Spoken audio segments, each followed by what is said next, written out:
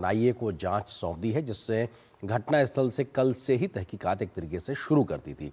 इस घटना में इस्तेमाल हुई कार चलाने वाले की पहचान हो चुकी है, जिसके बाद जांच एजेंसियां कड़ियों को जोड़ते हुए कई गिरफ्तारियां कर चुकी है। तो बड़ी संख्या में लोगों से पूछताछ भी की गई है। गृह मंत्री और रक्षा मंत्री ने देश को भरोसा दिया है कि इस षड्यंत्र के पीछे जो लोग हैं उनको छोड़ा नहीं जाएगा। दिल्ली धमाके के बाद कई राज्यों में सुरक्षा एजेंसियों ने बड़े स्तर पर छानबीन की है, तो कई लोगों को हिरासत में भी लिया गया है।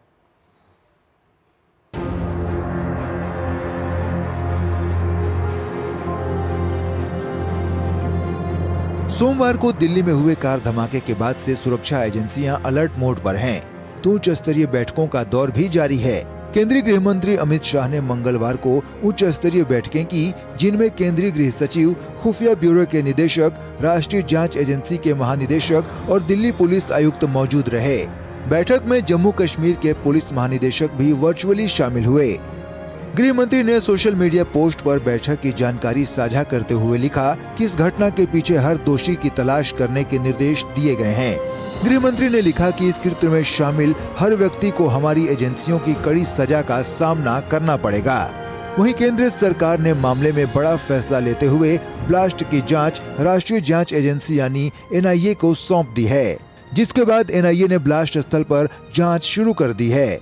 ब्लास्ट के बाद से ही जम्मू कश्मीर से लेकर हरियाणा के साथ ही उत्तर प्रदेश में कई जगह छापेमारी जारी है।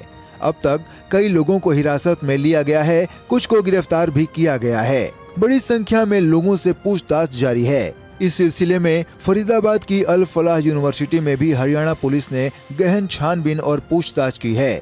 सूत्रों से मिली जानकारी के मुताबिक सुरक्षा एजेंसियों ने अभी तक दिल्ली से एक संदिग्ध डॉक्टर सज्जाद अहमद को गिरफ्तार किया है, तो फरीदाबाद से कल हिरासत में ली गई महिला डॉक्टर शाहीन को भी गिरफ्तार कर लिया गया है। इसके अलावा जम्मू कश्मीर में भी कई संदिग्धों की पहचान की गई है, जिसको हिरासत में लेकर पूछताछ की जा रही है। वहीं इससे पहले श्रीनगर में लेफ्टिनेंट गवर्नर मनोज सिन्हा की अध्यक्षता में एक उच्च स्तरीय सुरक्षा समीक्षा बैठक भी हुई। ये मुत्तकीपुर क्षेत्र है। यहाँ पर जम्मू एंड कश्मीर पुलिस के द्वारा एक जगह पर सर्च किया गया। ये किसी डॉक्टर का मकान है, डॉक्टर परवेज अंसारी नाम है। बाकी जानकारी हम लोग कर रहे हैं।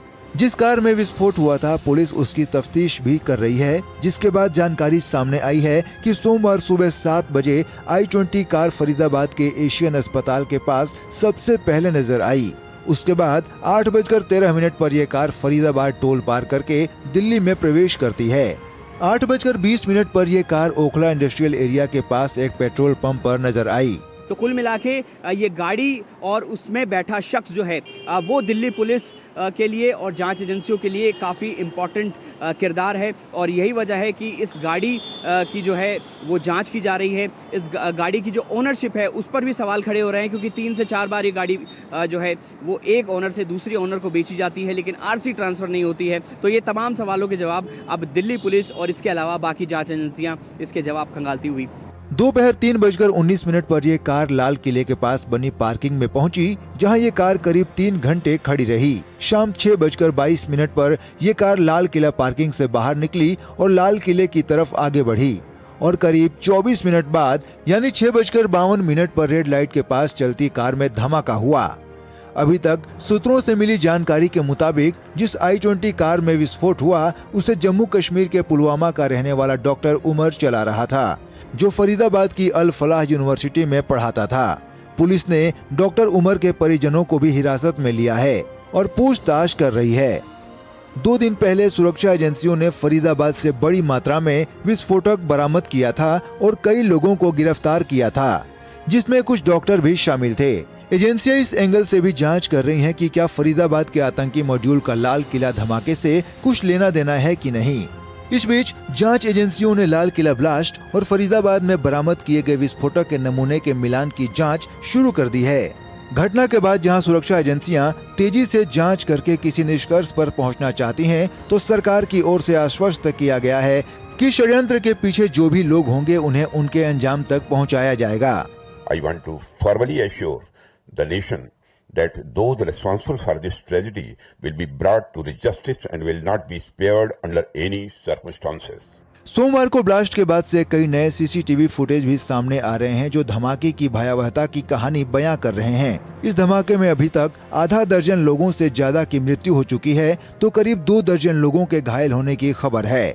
घायलों में 3 लोगों को गंभीर चोटें आई हैं तो अधिकांश घायलों को या तो बर्न इंजरी हुई है या फिर धमाके की आवाज से सुनने की समस्या हो रही है। मृतकों में कुछ की पहचान हो गई है तो कुछ की पहचान होना बाकी है, जिसके लिए डीएनए सैंपलिंग की प्रक्रिया की जा रही है। दिल्ली की इस घटना के बाद से न सिर्फ दिल्ली एनसीआर को सुरक्षा के नजरिए से अलर्ट मोड पर रखा गया है, बल्कि देश के तमाम शहरों और बड़े बड़े प्रतिष्ठानों को अलर्ट मोड पर रखा गया है। सभी को हाई अलर्ट पर रखा गया है। हमारी एंटी सबोटाज टीम और डॉग स्क्वाड टीम सभी लगी हुई है चेकिंग के लिए और सभी क्षेत्र से जितने भी हमारे एग्जिट पॉइंट है वहाँ बैरियर लगा करके चेकिंग अभियान चलाया जा रहा है। इस बीच राष्ट्रपति द्रौपदी मुर्मू जो इस वक्त विदेश दौरे पर हैं, उन्होंने भी फोन पर केंद्रीय गृह मंत्री अमित शाह से बात करके दिल्ली धमाके के बारे में जानकारी हासिल की है। इस घटना के बाद से पूरा देश धमाके के पीड़ितों के प्रति संवेदना जता रहा है तो षड्यंत्रकारियों के जल्द कानून के कटघरे में लाए जाने की उम्मीद कर रहा है। सुधाकर दास, नीरज सिंह, मुकेश शुक्ला, दिव्यांशु मल्होत्रा, दीपक रावत, नितेंद्र सिंह के साथ ब्यूरो रिपोर्ट, डीडी न्यूज।